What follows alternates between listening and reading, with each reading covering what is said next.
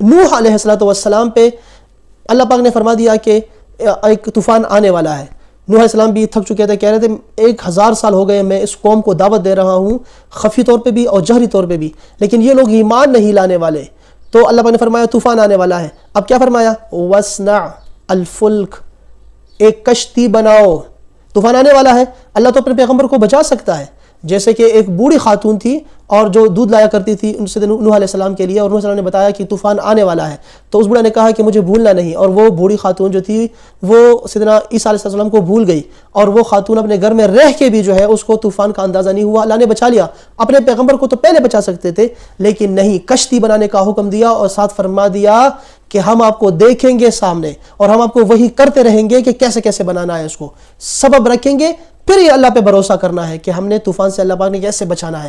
یہ نہیں ہوگا کہ طوفان آئے گا تو اللہ بچائے گا, اللہ بچانے والا ہے. ایسا نہیں کیا نوح علیہ السلام.